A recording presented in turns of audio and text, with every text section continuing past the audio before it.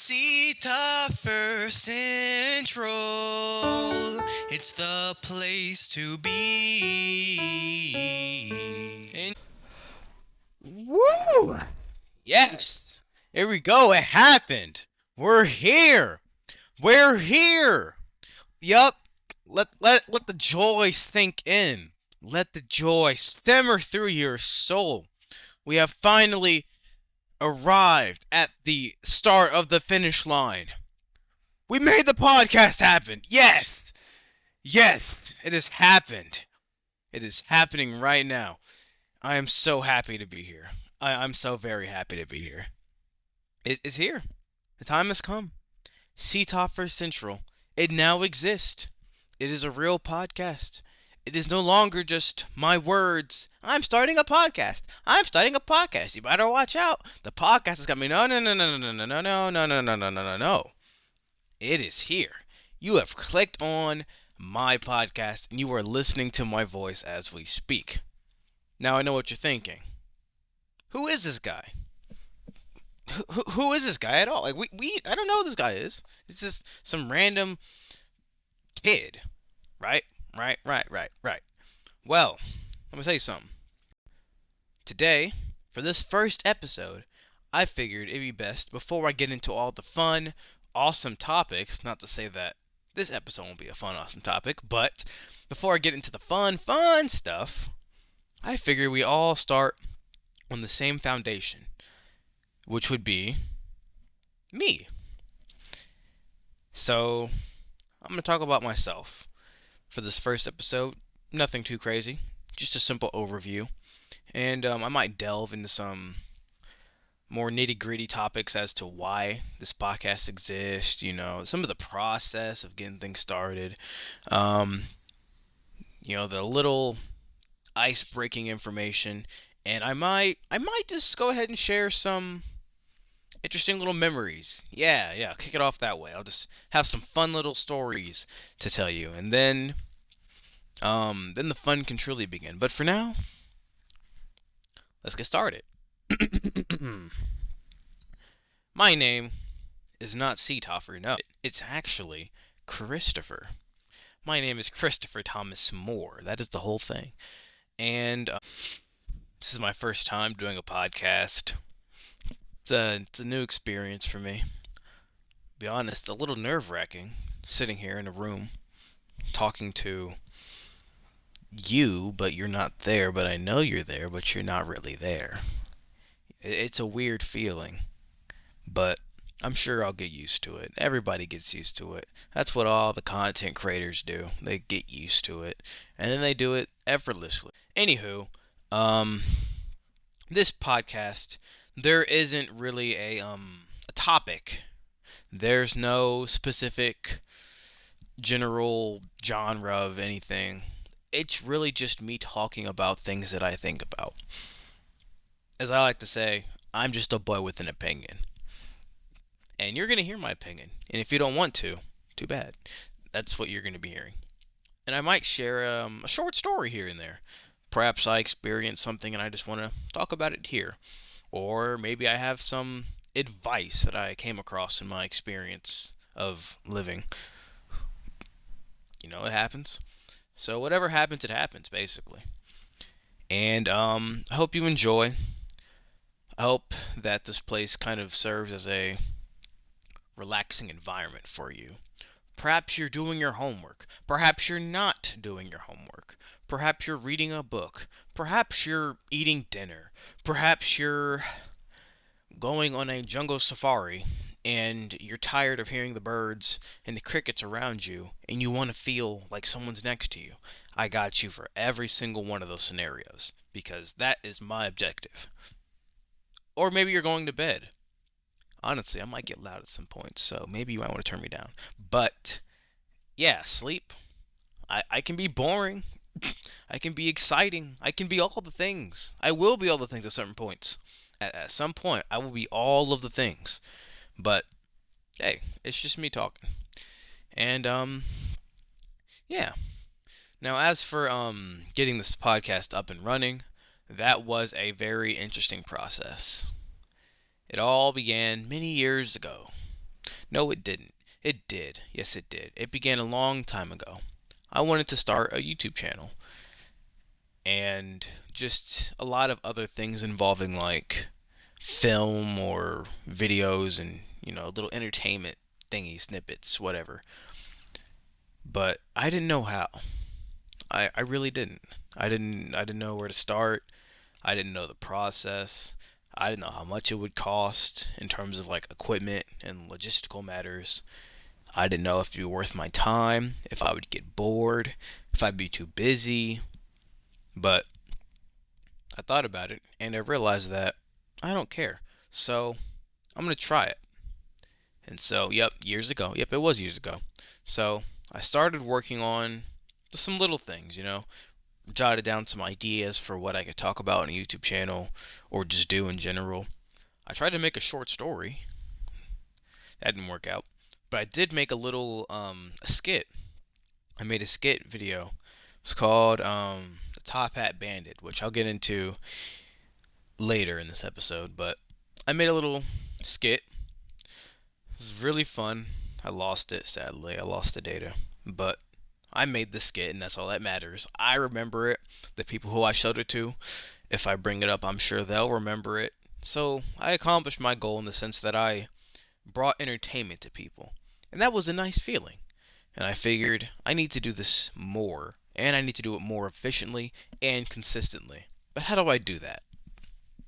So I was talking to my friends, and I realized that was the answer. I was talking. I talk a lot. I'm a talkative person. A big yapper, as the kids say these days. And, rather than just talking and irritating people, I figured let me do it in a productive environment. So, bam, podcast. It's a genius play on my end, if I do say so myself. And I've heard from a few people that my voice is soothing and comforting and just pleasant to listen to. So, all of those things combined gave me the idea of starting a podcast. Now, as for the nitty gritty logistics, I'm gonna keep those to myself. But it was a process. It certainly was a process trying to get to this point, and I'm glad I'm here. The nerves are slowly fading. The nerves are slowly fading. I've actually had to re-record this first episode more than once, but it's okay. It's okay.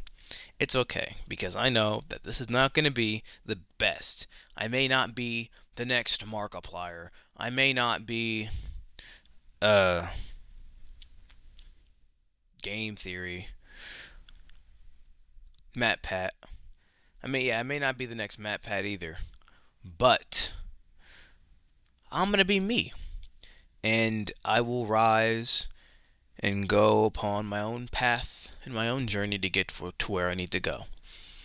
And that's all that matters, If you're watching this, that means that you're supposed to be watching this. It's supposed to impact you in some way. You're supposed to be here, and I'm glad to have you. Now then, a little more about myself, just so that you understand my personality.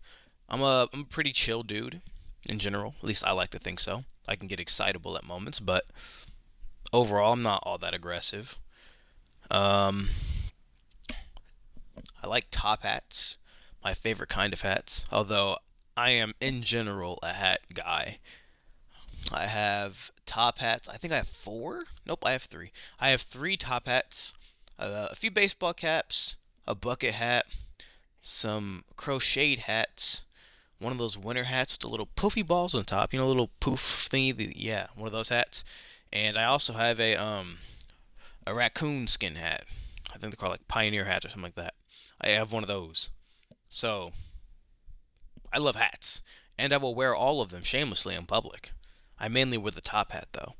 And at first, you'd think it's silly, but I actually look pretty good in it, in my opinion, and in other people's opinions. So that's nice. For all the years that I've been wearing it, I still to this day get compliments about it. And to me, it's normal at this point, and I'll forget that I'm wearing it sometimes because I'm just so used to it. But then, someone will come up to me and they'll be like, "Hey, I like your outfit," or "Hey, that's a really nice hat," or "Ah, steampunk, pretty cool." because my top hat has goggles on it. It didn't at first, but my friend graciously lent me some, and it completed the look entirely. And that's pretty cool. That's pretty cool. What else? What else? I am 16 at this moment in time. My birthday is December the 19th, 2007.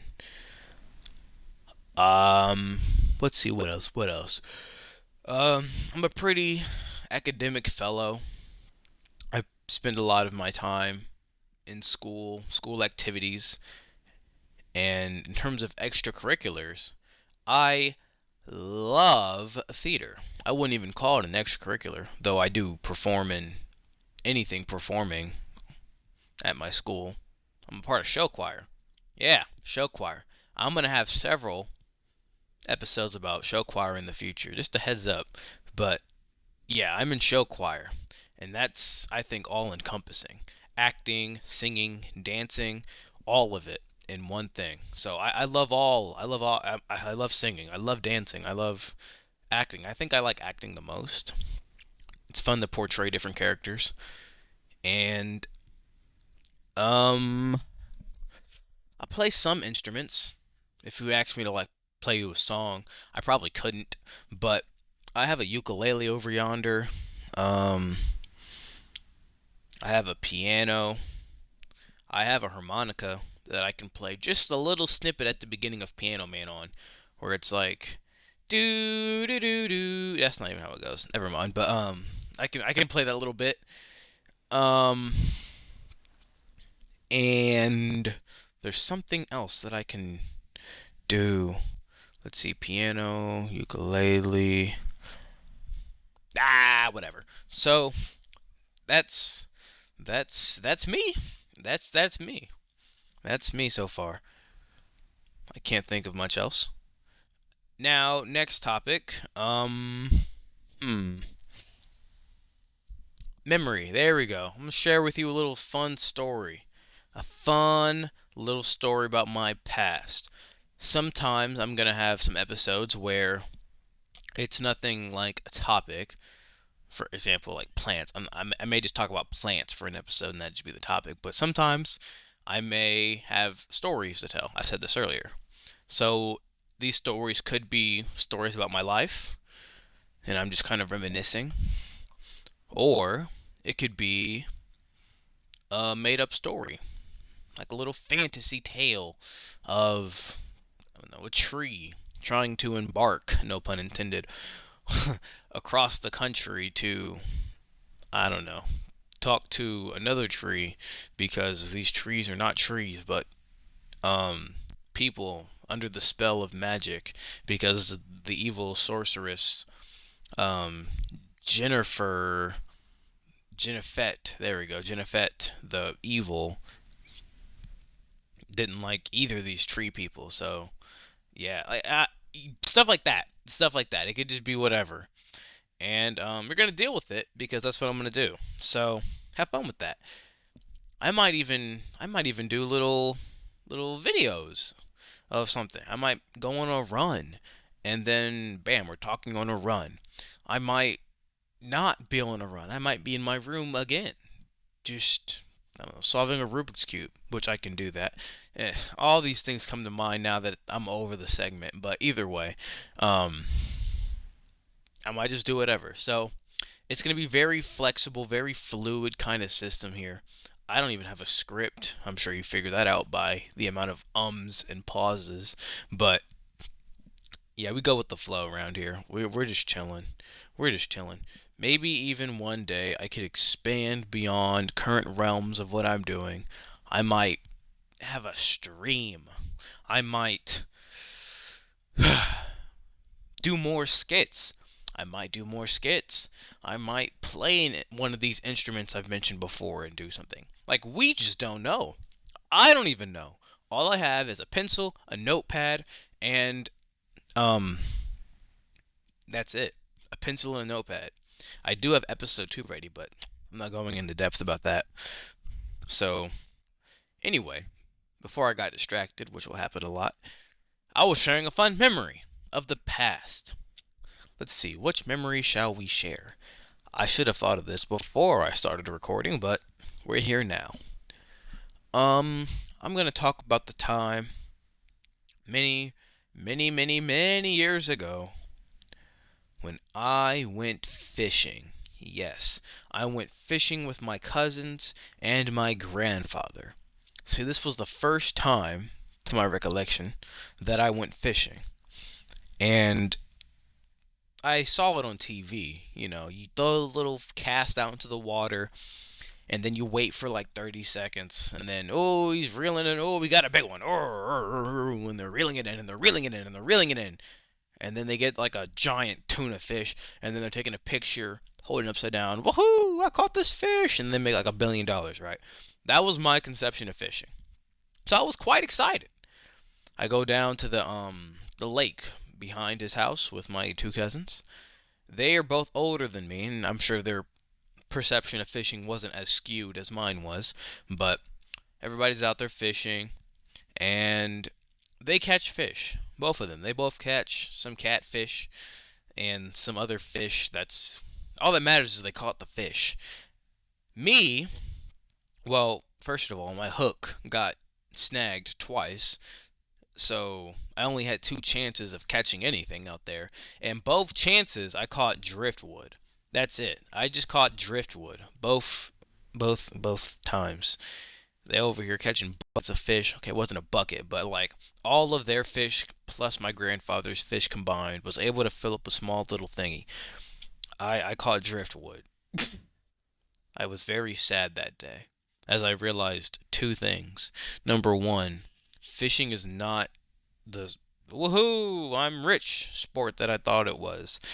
And number two, it sucks when you eat somebody else's fish because you don't feel the sweet fruit of your labor. The rewarding satisfaction of, I caught this fish and now I'm eating it. No, it's like, this isn't even my fish.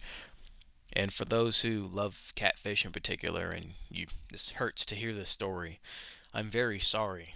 But if it makes you feel better, I don't have anything to say. Just, I'm sorry. Maybe, I don't know. So yeah, that's a fun little thing. That's a little snippet of my past. I'm not good at fishing. At least I wasn't, because a few years later I went back. Part 2. I went and fished again, and this time I caught something. I was able to closely analyze the fish that I caught, and I realized just how dirty fish are. You'd think because they're in the water all day, they're so clean and sleek and smooth, and I mean, I wouldn't think they were squeaky clean like soap, but like, you wouldn't think they're as filthy as they are. You touch the fish and your finger is black with dirt and grime and crap, and it's like, ew.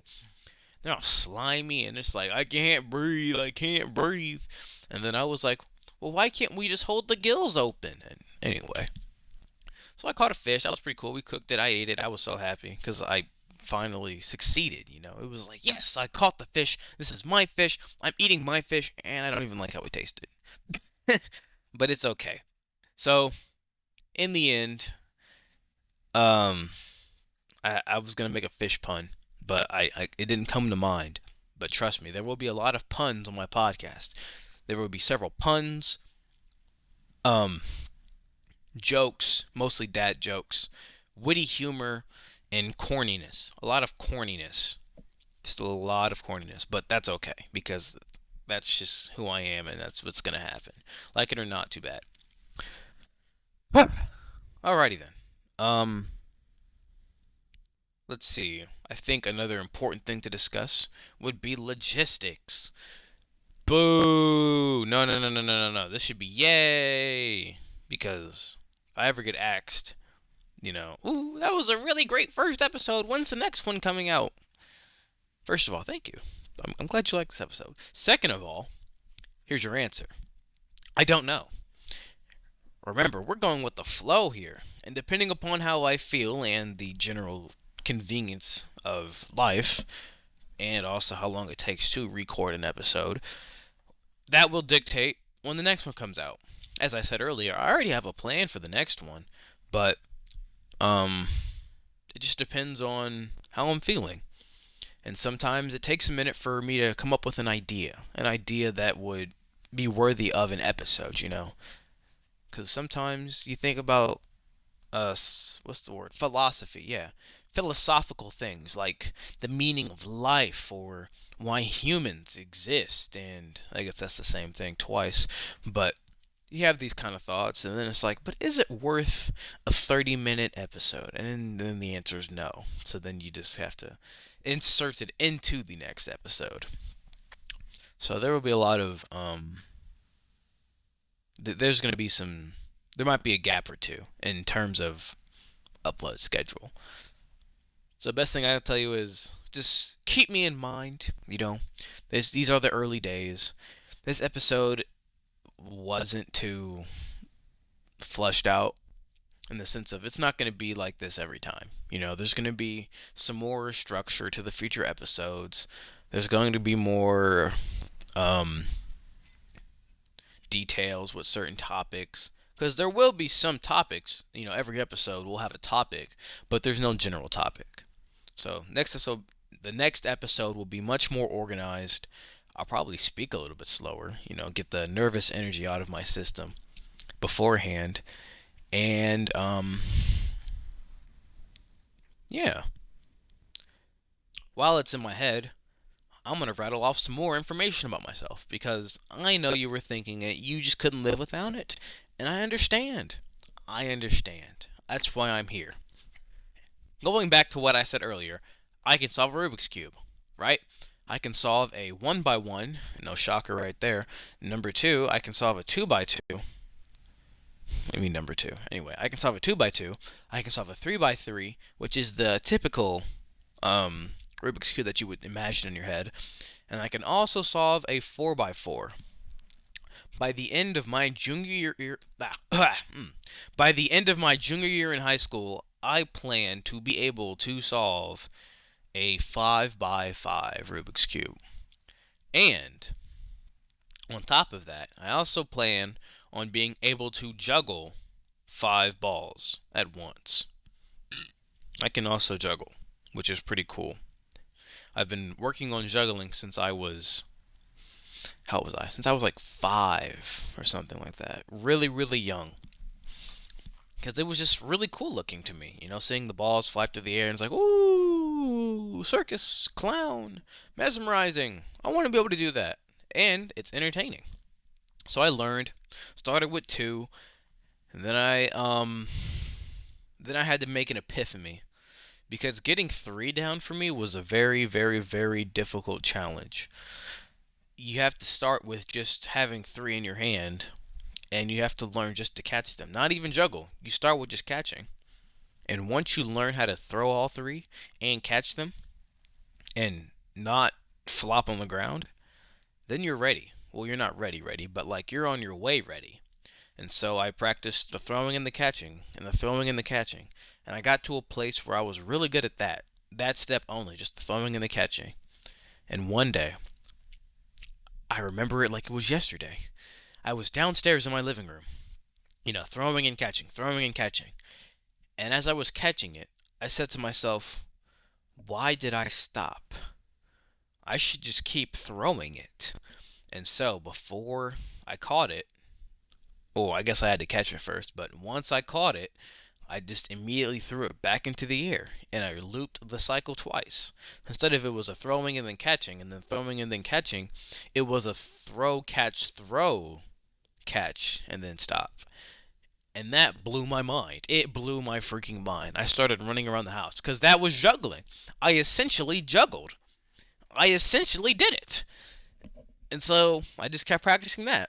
Throw, catch, throw, catch. Throw, catch, throw, catch. Throw, catch, throw, catch. Until eventually, I could do throw, catch, throw, catch, throw, catch. And then bam, now we have 3 loops, and then 4 loops, and then bam, you can just juggle. And it was so satisfying. But during this time, I had to stay in one place. As I kept practicing, I was able to kind of adjust the height to which I threw. And then as I kept practicing, I was able to start moving with it. And then eventually, now I can juggle 3 effortlessly. And when I say effortlessly, I mean, like, I can jump and juggle three. Not high, but I can, like, walk and talk and go up and down the stairs. I can go anywhere as long as I'm juggling three. Now, you may be thinking, well, Chris, what constitutes something that you can juggle? You know, you say you juggle three what? Well, I can juggle three of anything that I can fit in my hand. And I guess two of anything I can fit in my hand. That could include a pencil. Pencils are hard though because they're kind of lanky. But pencil, socks, um, earbud cases. As long as I can like palm it, I can juggle it. So that's pretty cool. I might show that on this podcast sometime. And then as for four, whoo wee! I just recently got four. I say recent, like I mean a year ago. Four is silly because you have to use what is called the fountain method. Now, you don't have to use this method, but it's recommended because the other method is how you juggle five. And juggling five is something that I'm not ready for yet. So, going back to the fountain method, it's when you throw, it's when you do two in one hand, right? Probably shouldn't be spoiling this information for all the jugglers out there who find the alluring sense of mystery behind juggling to be the best feature of it. Well, I'm sorry, I'm going to spoil the secret. When you're juggling four, you're not crossing between hands. When you're doing three, they're crossing because you pass to each hand. But when you're doing four, what you really have is just two in one hand and then two in the other hand, and you're throwing it in a circle to that hand. So it looks like, whoa, they're going back and forth. They're not. It looks like it though. And if you don't know what to look for, it can be very disorienting. But trust me, it's just going in a small little circle around your hand. And that's how you can also juggle two in one hand. Because if you juggle two in two hands, it doesn't really have a pattern to it. It loses the sense of rhythm that juggling has. So that's why you have to juggle two in one hand. But I say all that to say, juggling four is not easy. Okay, it's not easy. Juggling two in one hand, pretty simple. You just have to manage the air traffic, but it's pretty simple. Juggling three, it's the standard difficulty of juggling. When you're doing two sets of two, though, two in one hand, two in the other hand, you come into the problem of coordination. And on top of that, since you can't pass it between hands, you instinctively want to throw it to the other hand, but it's going to crash into each other and you're going to drop it because you're learning from three to four. Now, if you're going from two to four, I imagine that could be easier, but I don't know. I didn't learn it that way. And on top of that, you have to keep track of both hands because it's not one fluid system, it's two separate systems working at the same time. So there's more to keep track mentally, and you have to be more stable than you were with three or two, and it's just a lot more concentration. Nothing too crazy. If you ever want to learn, I recommend just doing how you did with three. You know, you just practice throwing them up in the air and catching them, and practicing that until you can do it without dropping them all, and then you just work from there. That was great. I just spent so much time talking about juggling and Rubik's Cubes. I'm not even done. I forgot to address. I can also solve a 4x4 Rubik's Cube. That I learned in like 4 days. I got the cube. That was day one. I shuffled it. I got as far as I could. And that was the end. So then I had to like learn the actual process. But applying the knowledge that I got from the 3x3, I was able to study so then I could solve the 4x4. And now I can confidently solve a 4x4 no matter the circumstance, no matter from what stage I'm starting at. But I haven't timed myself yet because I'm not fast at all, and it's not worth my time to time myself. But I can tell you this. For the 2x2, my fastest time is 4 seconds. That was my fastest time solving a 2x2. I got lucky. With a 3x3, fun little story here, I actually managed to get 19 seconds exact on my birthday. No decimal, just 19 seconds exactly. And it's funny because my birthday is on December the 19th, which to me, I took it as a symbolic message saying that my time is done. I'm not getting any faster than that. And then with the 4x4, well, I'm still working on that. So, but it's okay because I can solve it. I can solve it pretty decently. But I'm not at the point where I would say I'm a master at it yet. The way to solve a 4x4 is the exact same, maybe not the exact same. It's halfway the same as solving a 3x3, but just with an extra possible step. You turn it into a 3x3. But yeah, that's the fun thing. And let's see, it's about what 31 minutes. I'm not gonna drag out this episode for too long. I intend on keeping these episodes for now roughly around 30 minutes because you know you gotta be considerate to people's attention spans. So with that, I am going to end this podcast with a fun fact. Did you know that during the summer months, the Eiffel Tower can actually grow up to like 8 inches because the iron that the Eiffel Tower is made out of actually expands in the heat? I bet you didn't know that. And if you did, that's pretty cool. Way to be on top of things. But with that, I say, toodaloo, a buckaroo.